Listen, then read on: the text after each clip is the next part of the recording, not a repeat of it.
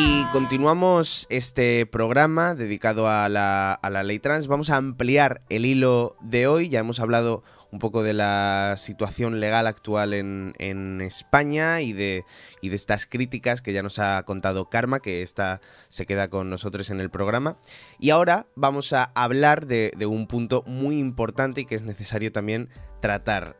Vamos a hablar con Javier Maldonado, secretario de la Asociación de Familias de Menores Trans, Crisalis, y con él vamos a ahondar en este tema. Javier, buenos días.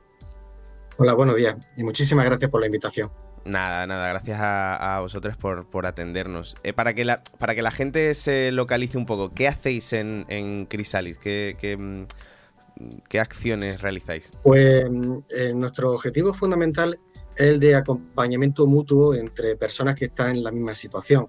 En estos casos en los que estadísticamente podemos calificarnos como colectivos minoritarios, en este caso familias que tienen en común, que tienen un hijo, una hija o un hijo trans, pues es importante conocer las experiencias de otras personas que ya han pasado por el mismo tipo de vivencia, ver cuáles han sido su trayectoria, sus dificultades, sus aciertos, y en esencia, pues quitar los miedos que lógicamente se tienen ante una situación que es poco conocida, pero que luego se comprueba que ni mucho menos es un drama, todo lo contrario.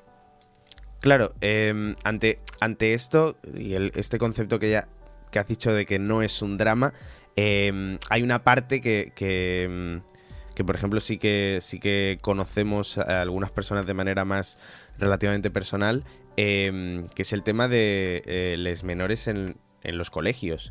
¿Cómo afrontáis? ¿Desde Crisalis también ayudáis a que haya más integración y sobre todo un poco a luchar contra el bullying, básicamente? Sí, comenzamos con el inicio, con los primeros pasos cuando se va a realizar lo que conocemos como un tránsito en el ámbito escolar. Nos ponemos a disposición de los centros escolares, les transmitimos cuáles son nuestras experiencias, las pautas que recomendamos en función de ellas. Y en realidad tenemos ya un protocolo, por así decirlo, muy experimentado. Pensad que ahora mismo en la asociación estamos 1.150 personas asociadas, de modo que tenemos una trayectoria muy extensa, muy intensa en tránsitos escolares, y esa maquinaria que tenemos ya más que probada y engrasada suele funcionar bastante bien en cuanto a los tránsitos escolares. Es decir, con todo lujo de detalles, le recomendamos a los centros escolares cuáles deberían ser los pasos a seguir para que en muy pocos días se realice un tránsito escolar exitoso. Eso de manera inmediata, en el primer paso, que es fundamentalmente la búsqueda del reconocimiento y respeto de la identidad de género del alumnado trans.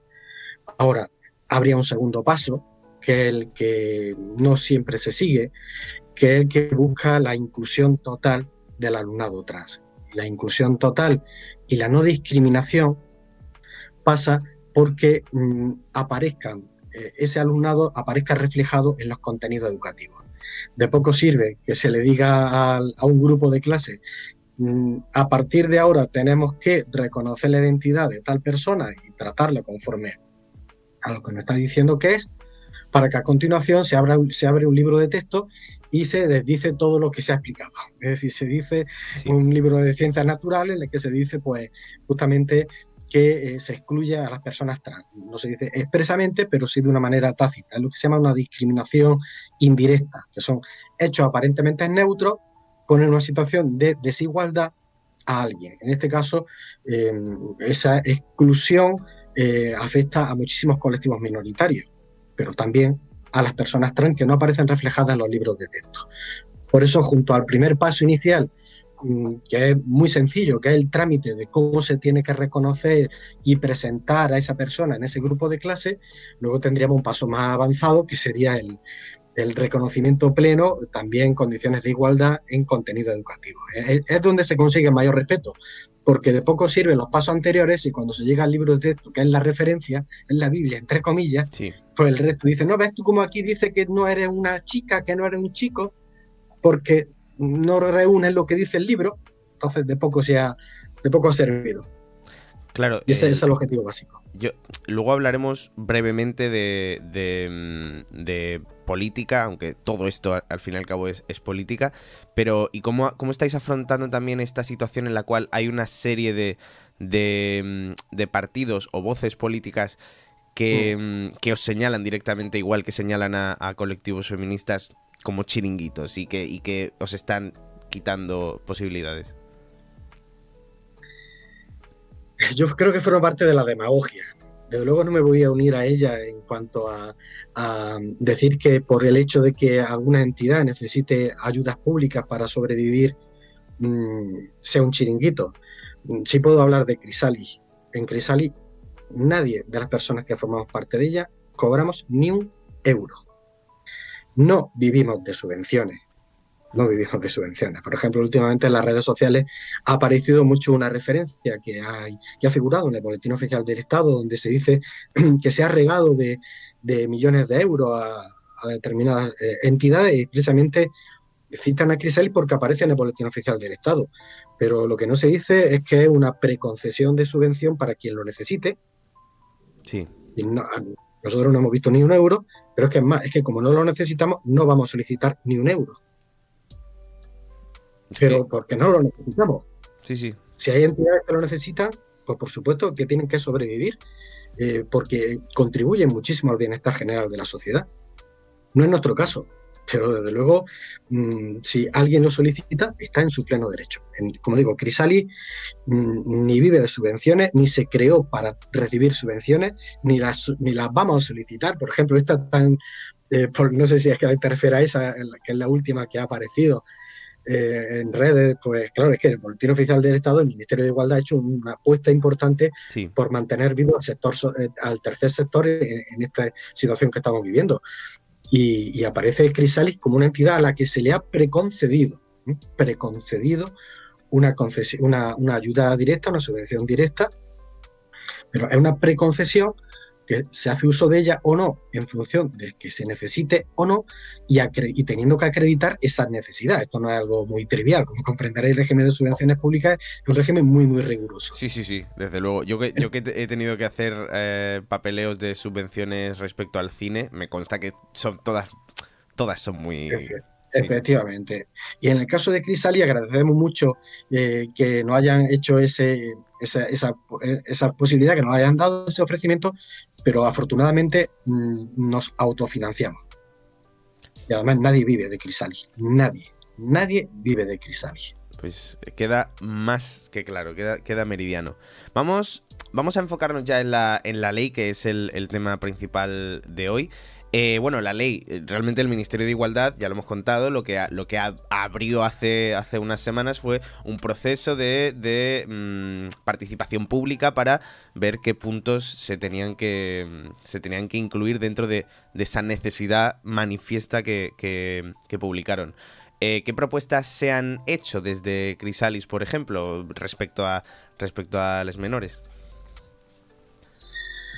Pues hemos hecho un escrito algo extenso con diferentes propuestas o líneas rojas que como mínimo debería recoger esa futura legislación. Por supuesto, la primera es la despatologización de la transexualidad.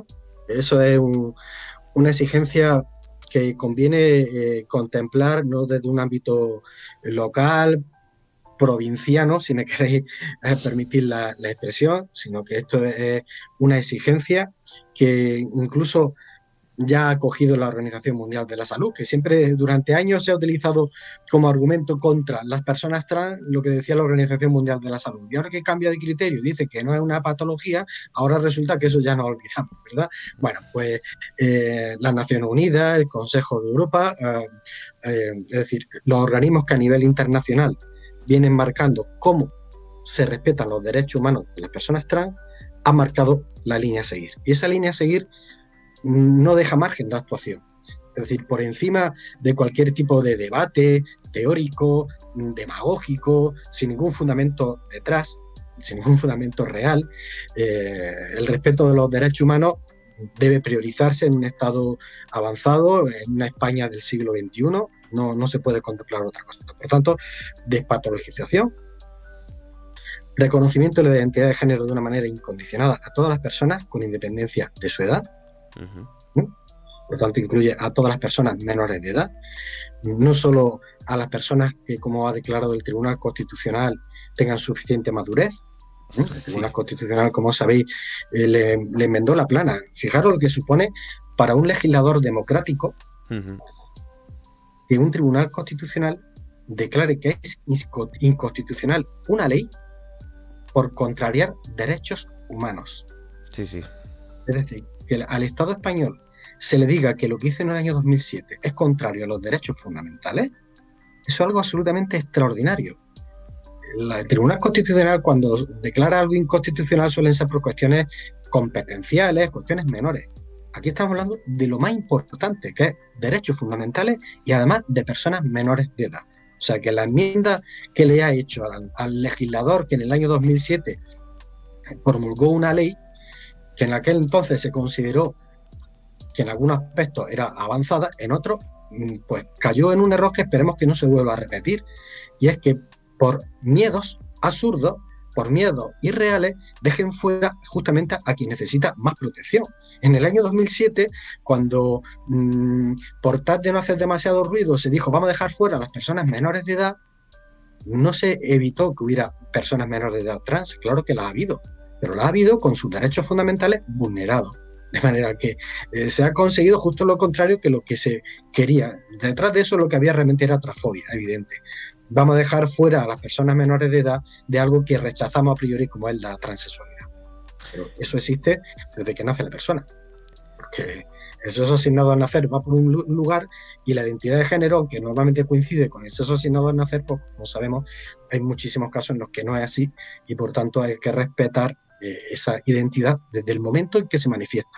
Con independencia de la edad, a las personas menores de edad cis no se les cuestiona su identidad. Desde que nacen, nadie cuestiona su identidad, ni con 1 año, ni con 2 años, ni con 3 años. De las personas menores de edad trans, que pese a que reciben por parte de todo su entorno de autoridad, como puede ser la familia, el centro escolar, todas las figuras de autoridad que les rodean desde que nacen, le dan un mensaje unívoco. Y es que si tienes una determinada forma de los genitales, tienes que ser un niño o una niña. Ya no hablamos, por supuesto, de personas no binarias, que eso ni se les espera ni se les conoce, ¿no? Eso no, nada. Y a pesar de eso, a pesar de esos mensajes unívocos de figuras de autoridad, son capaces de, con total firmeza, afirmar cuál es su identidad de género. No se puede obviar esa realidad, sobre todo si se conoce un poco, pero como digo, quienes hablan muchas veces que desconocen esta realidad. Siempre invitamos a quien habla desde fuera a que entre, a que conviva un poco nuestra realidad y cambiará la perspectiva por completo. Yo creo que, bueno, Karma, yo creo que tú tenías alguna pregunta, pero vamos, lo que cuentas es que yo creo que es difícil no entenderlo, creo, pero bueno, Karma. Nada, que yo también quería, respecto a la ley trans, pues quería preguntarte también que a la hora de ser una familia donde exista algún miembro, principalmente una persona que es menor de edad, que es trans, ¿qué conflicto básicamente es el que más se enfrenta a día de hoy a nivel legislativo? O sea, ¿qué afecta a estos menores trans a nivel familiar con el tema de no sé si me... Lo he dicho demasiado largo y creo que no lo he dicho muy bien. Bueno, me he hecho el lío. Si partimos, es que no sé si te refieres a conflicto intrafamiliar o qué dificultades tienen las familias en sí.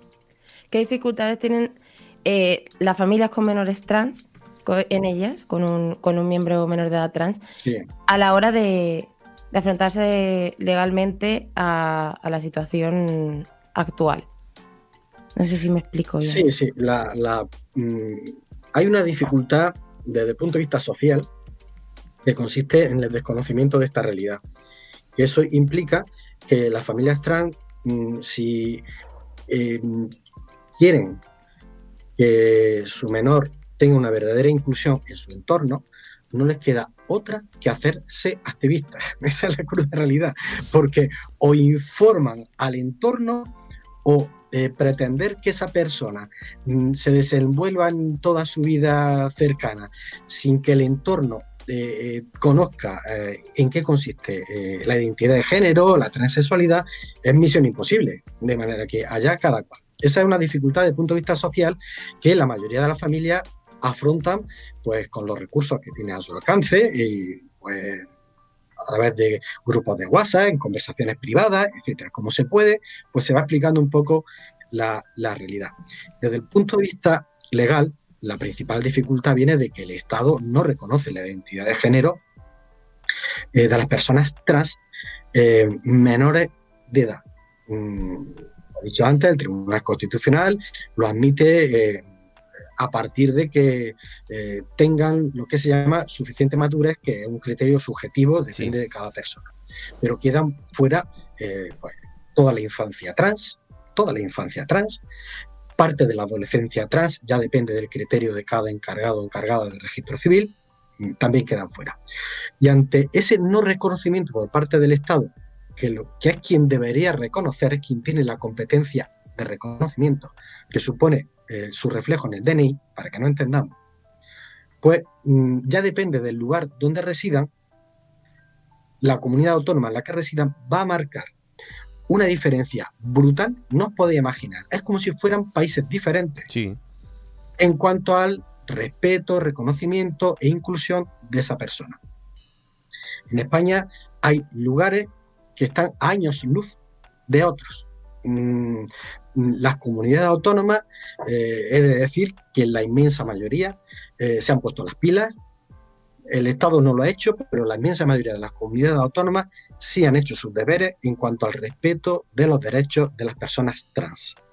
De manera que eso que ahora, a finales del año 2020, empieza a debatirse y a considerarse qué es lo que está ocurriendo, esto de la identidad de género autodeterminada, que parece algo estrambótico, eso desde el año 2014 en España se viene reconociendo en las comunidades autónomas, comenzó justamente en Andalucía y se ha extendido a la mayoría de las comunidades autónomas. Por tanto, ese debate es un debate artificial, creado ahora, quizá por desgracia porque se está tardando demasiado en tramitar una ley que ya debería estar promulgada. Todos estos retrasos están convirtiendo a las personas trans en la diana, que son, no lo olvidemos, son colectivos minoritarios, absolutamente vulnerables. Y encima de todo, en lugar de recibir apoyo por determinados sectores, pues vienen y nos unimos a la lucha, al linchamiento que ya se estaba realizando desde otros sectores. Con lo cual ya es lo que le faltaba. Y como digo, ese circo que se ha creado en la última época, pues debería acabarse con él justamente cuando acabe el debate parlamentario, que ni siquiera se ha iniciado. Es que esto tiene que promulgarse cuanto antes. Claro, has señalado una cosa muy interesante, que es el tema de las leyes que hay en las distintas comunidades autónomas. Y corrígeme si me equivoco, que además eres asesor legal de Chrysalis. Una ley, por ejemplo, Andalucía tiene una ley trans. Sí. Cuando tú sales de Andalucía a otra comunidad que también tiene una ley trans, ¿hay algún conflicto de papeleos? ¿Hay que volver a realizar los trámites? Claro, cuando cambias de residencia, sí.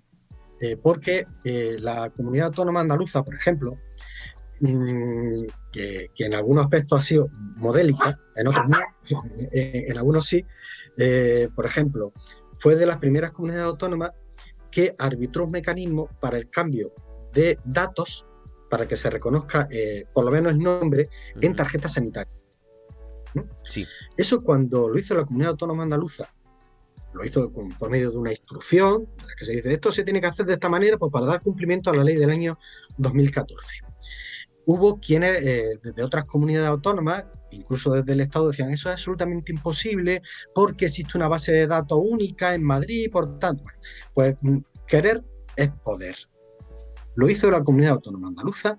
Esto va a generar muchísimos problemas, bueno, problemas que a mí no me consta ni un problema de tarjeta sanitaria. Al contrario, la Junta de Andalucía, cuando eso lo hizo, en el año 2015, yo no sé si era consciente de lo que supuso para las personas trans en Andalucía.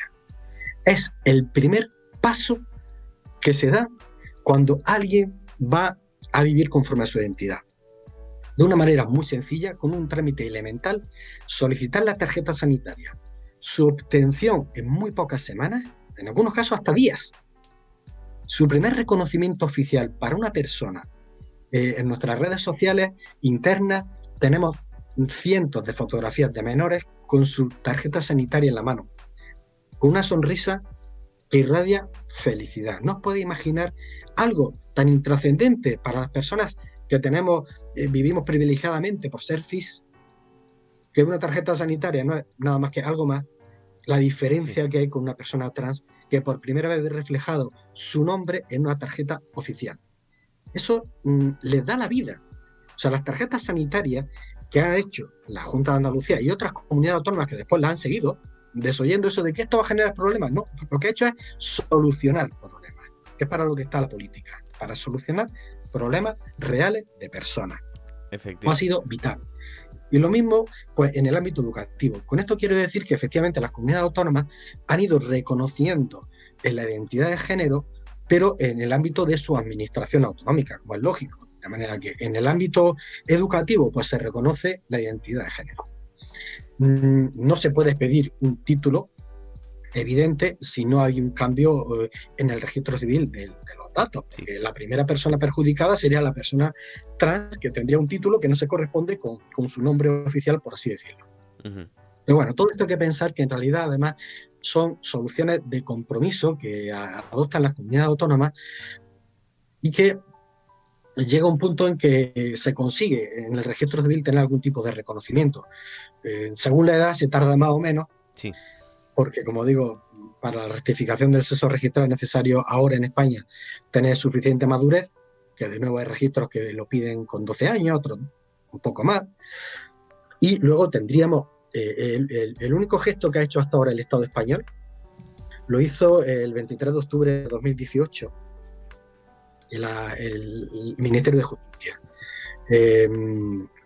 La ministra Dolores Delgado, María Dolores Delgado, la actual fiscal general del Estado, afrontó con una velocidad y una rapidez y eficacia algo que llevamos demandando ante el Ministerio de Justicia desde el año 2014. Era que se aclarara cuál era la situación de los cambios de nombre de las personas trans en el registro civil. Como medida menor, entre tanto no se pudiera rectificar el sexo registral.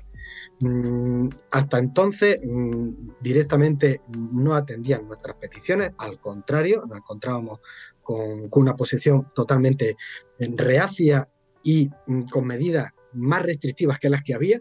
Dijeron, bueno, pues ahora vamos a rectificar esto, al contrario. Y en octubre de 2018 se dictó una instrucción a la que nunca se hará suficiente nunca se podrá hacer suficiente reconocimiento a la ministra de Justicia y al director general de los registros que entonces había, porque no quiero parecer dramático o exagerado, pero eso ha salvado vidas.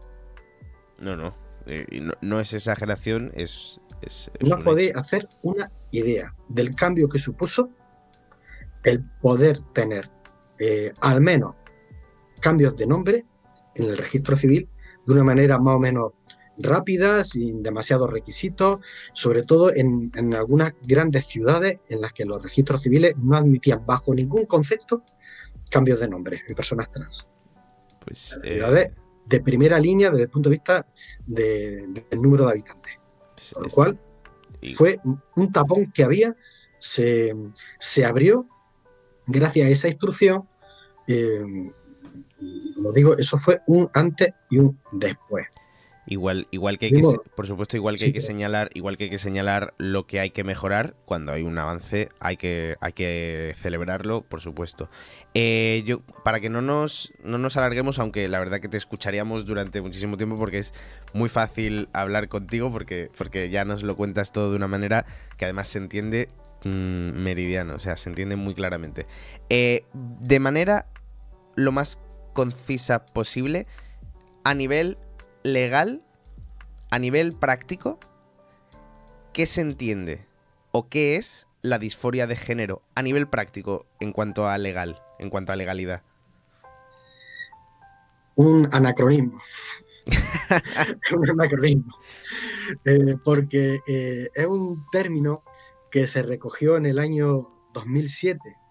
Sí. Pese a que entonces, en la tramitación de la ley del año 2007, ya hubo enmiendas en las que se ponían de relieve cómo esa expresión no se ajustaba a la realidad, porque no puede hacerse como equivalente, como sinónimo, la expresión disforia de género, que hace referencia a no estar conforme con nuestro cuerpo, tener algún rechazo hacia nuestro cuerpo, con la transexualidad.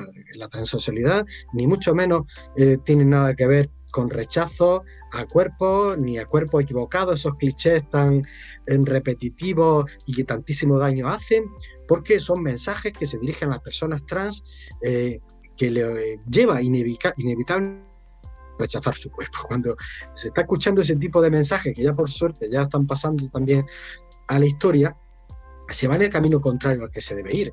El camino a seguir por una sociedad avanzada es el de respeto a las diversidades desde todos sus puntos de vista.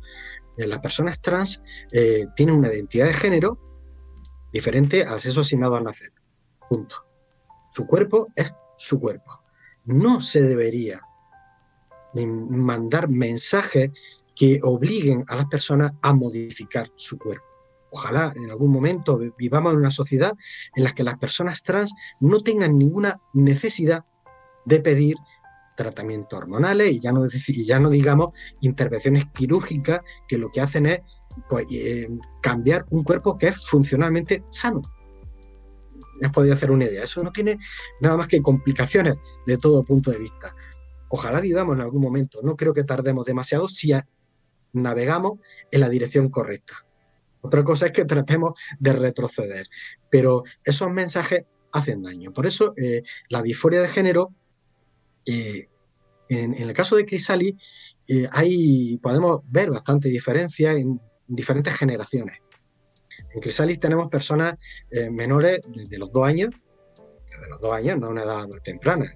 En cuanto se empieza a manifestar, una persona puede perfectamente indicar cuál es su identidad de género, igual que lo hacen los menores de 2 años cis, exactamente igual. Y también tenemos hasta 21 años. Aunque se llame la denominación menores, en nuestro estatuto acogemos hasta los 21 años. Uh-huh. Y hay diferencias radicales entre unas generaciones y otras. Las generaciones con menor edad son generaciones que han sido educadas en un mensaje de pleno amor hacia su cuerpo, nada de rechazo a su cuerpo, que es perfecto, tan perfecto como el de una persona cis, que no supone ningún obstáculo para el reconocimiento de su identidad de género. Si a una chica le dices, tú no puedes ser una chica, no eres una chica porque tienes pene, ¿a qué estás dando lugar? A que rechace su pene. Si inicialmente le dices claramente, mira, da igual que tengas pene, que no tengas pene, tú eres una chica y punto. Y lo vamos a respetar. Pues se reconcilia con su cuerpo. En el caso de las personas de temprana edad, es que no se tienen ni que reconciliar si desde el principio han recibido un mensaje positivo. Desde luego, como todo ocurre, como todas las mochilas que podemos llevar en nuestra vida, cuanto menos cargada esté, más fácil es descargarla. Y en el caso que se empieza a concienciar a las personas trans de temprana edad que eso no es ningún tipo de obstáculo, se reconcilian con su cuerpo. Podría contar muchas anécdotas al respecto de personas que rechazaban partes de su cuerpo y que rápidamente, en cuanto cambian el chip, cambia por completo todo. Depende mucho. Y esa disforia de género no existe, ni se atisba en esas personas de generaciones nuevas de personas trans. E incluso en otras más avanzadas que ya llegan a comprender, oye, pues, que es que mi cuerpo es este y no tengo por qué rechazarlo de ninguna forma, pues ni disforia de género, necesidad de tratamiento de ningún tipo, etc. Ahora, que haya quien lo necesite, quien lo demande para su bienestar general, para su salud integral, que en esto también hay mucha demagogia contra las personas trans. Eso forma parte de la salud. La salud no es equivalente, la propia Organización Mundial de la Salud también lo dice, no equivale a ausencia de enfermedad. Salud integral es un concepto mayor, es bienestar. Sí. Y la salud de algunas personas trans, pues requiere, porque lo demandan así, ciertos tratamientos, pues forma parte de su salud, es su decisión. Tenemos tiempo para dos preguntas más y un poco breves. Le voy a dar paso a Karma antes de hacer yo la última. Solamente señalar que hay una cosa que has comentado que me parece muy interesante, que es que las mismas personas que tienen la causa abierta contra las personas transexuales, contra las personas transgénero y demás, son las mismas personas que dicen, por un lado, que no, que la gente trans no existe, que eso es un invento, no sé qué, y a la vez son las mismas personas que dicen, no, es que si no te operas no puedes decir que eres lo otro. O sea, es una paradoja un poco curiosa. Karma. Nada, yo quería preguntar, porque justo ya que has mencionado el tema de la hormonación, es un tema que en el debate público es bastante polémico a la hora de hablar de menores. Porque, claro, la gente piensa que la ley trans lo que va a facilitar también en cuanto al desconocimiento que hay general, que una persona que sea menor de edad trans, pues venga, pues tenga una facilidad mayor a la hora de hormonarse sin tener en cuenta que realmente vivimos en una sociedad, como tú bien has dicho, que te hace querer cambiar tu cuerpo. Ya seas cis o trans, te hace querer cambiar tu cuerpo, pero si encima eres una persona trans, te exigen el concepto de cispassing, ¿no? De pasar por una persona cis, como si una persona tuviera que parecer algo para tener una identidad.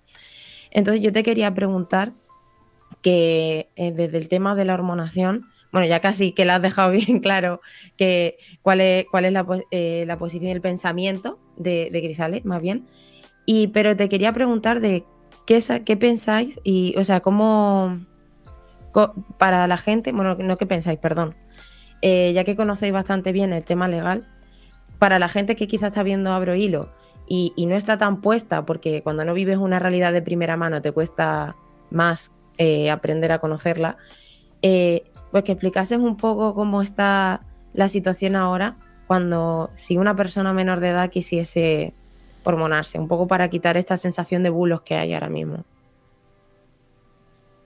Pues de nuevo, fíjate, estamos ante un debate que ahora parece como si fuera algo novedoso y en España, desde el año 2014, las leyes autonómicas vienen reconociendo expresamente el derecho al tratamiento hormonal de las personas menores de edad. De manera que esa ley estatal que se va a promulgar en un futuro no va a aportar absolutamente nada nuevo al respecto a nivel general, porque las comunidades autónomas lo vienen haciendo ya en sus territorios. Yo entiendo que algo que se presta mucho a la demagogia, eso de los tratamientos hormonales y menores, pues parece que choca. Pero a las personas menores de edad no se las lleva a ningún centro de salud hasta que son mayores de edad. No hay ningún tipo de actuación médica buscando su bienestar general, su salud integral. Por supuesto, como ya declara la Ley de Autonomía del Paciente, la legislación en general de autonomía del paciente, debe ser la persona con plena autonomía, en función de su grado de madurez, la que indique al respecto lo que considera oportuno. Desde luego tenemos muy claro en la asociación que deben ser las personas trans las protagonistas de sus decisiones, incluso aunque sean menores de edad, que es una expresión que puede parecer que lleva el no ser capaces de tomar decisiones, ni mucho menos. Es un concepto legal, pero es infancia, es adolescencia. En nuestro caso es adolescencia. Hay que pensar que el tratamiento hormonal estamos hablando de pubertad. Obviamente, a alguien con 7 a 8 años no hay nada que hablar porque no hay nada hormonal. No hay nada hormonal porque no hay ningún desarrollo hormonal en sus iguales cis. Pero cuando una persona adolescente se encuentra con que sus iguales de su edad sí empiezan a tener cambios y demanda cambios, o al menos impedir que se produzcan en su cuerpo cambios irreversibles que pueden bloquearse con un tratamiento bloqueador reversible sin ningún tipo de dificultad y sin ningún tipo de efecto secundario, con algo que está absolutamente más que probado para otro tipo de situaciones. Existe muchísima experiencia al respecto por parte de los servicios de endocrinología. Es que no se hace mal a nadie, todo lo contrario, se hace bien a esa persona. Sí. Sé que resulta muy fácil de vender lo de la hormonación, pero Efectivamente. es algo que genera beneficios. Efectivamente. Te voy a hacer la pregunta y necesito una respuesta un poco titular o de una o dos frases, sí, porque también creo que mejor no nos metemos en excesivo lío. Ya hemos hablado, evidentemente, hay un sector de la política que ahora está luchando activamente contra el activismo, pero se da la situación de que de repente hay un sector de la izquierda, abiertamente del PSOE, o de facciones como el Partido Feminista, que lo hemos hablado un montón de veces y que no representa la mayor parte del feminismo. ¿Cómo afrontáis que haya una parte de la izquierda que supuestamente es aliada, pero que esté abiertamente en contra de todo el concepto trans? Bueno, es una gran decepción, evidente, porque el Partido Socialista, gran parte de él, a mí me consta que nos sigue, que sigue en la línea correcta, fue el autor de una proposición de ley que estuvo a punto de aprobarse en el año 2019, que quedó a semanas de aprobarse con consenso de Partido Popular, Ciudadanos, Podemos. Entonces no existía Vox, pero la representación parlamentaria que existía en aquel momento, por unanimidad, iban a aprobar sin abrir ningún tipo de debate, sin poner en el centro del huracán al colectivo minoritario trans, una ley que justamente era, en lo esencial, es decir, derecho a la identidad de género autodeterminada, no patologización, no condicionar tratamientos médicos ninguno, exactamente igual que lo que se pretende ahora, en lo esencial. Y no hubo entonces ningún tipo de polémica. Como decía antes, aquí tenemos que huir de polémicas provinciales, o provincianas, mejor dicho, sí, provincianas, de polémicas estériles y teóricas que no se corresponden con la realidad, con miedos tan infundados como los que se proclamaban desde la extrema derecha, desde posiciones ultraconservadoras, cuando se hablaba del matrimonio igualitario, que llegó y no se destruyó la sociedad española. Y en España, desde el año 2014, las comunidades autónomas vienen reconociendo el derecho a la identidad de género autodeterminada y no se han destruido las comunidades autónomas. No hay más fraudes masivos. No existe una locura en este ámbito, ninguno. La realidad es la que es. En otros países vamos a salir del ámbito de la mentalidad provinciana. En Malta no ha ocurrido nada. En Noruega no ha ocurrido nada. En Argentina, en 2015, no ocurrió nada. Ni en Irlanda, ni en Luxemburgo, ni en Islandia. En todos los países que ya nos llevan la delantera, no ha ocurrido nada, solo que se han respetado derechos humanos. Por tanto, fuera miedo y respetemos los derechos humanos de un colectivo minoritario como es el de las personas trans y especialmente vulnerable, más si son menores de edad. Queda muy claro, Javier. Muchísimas gracias por esta conversación. Hay que decir que has dicho por ahí en medio una frase que me parece muy importante al comienzo de la entrevista, para entender un poco la necesidad de todo esto, que es que cómo estará la situación para que las familias, para que se entienda su situación, tengan que ser activistas. Que eso es una cosa que nos has dicho que me parece clave para entender la necesidad de todo esto. Javier, efectivamente, muchísimas gracias por haber entrado en Abrohilo. A Abrohilo, nuestro agradecimiento por la visibilidad y además por la forma en la que lo había abordado, con total conocimiento. Es evidente que no soy alguien que llega, sino alguien que ya conoce esta realidad, que se ha informado, que es lo que muchas veces se echa en falta, con lo cual nuestro doble agradecimiento. Muchísimas gracias. Gracias, Karma, por acompañarme también en la entrevista. Y dadnos 30 segunditos, un minuto, y enseguida acabamos el programa de hoy con Pilu Belver. Hasta ahora.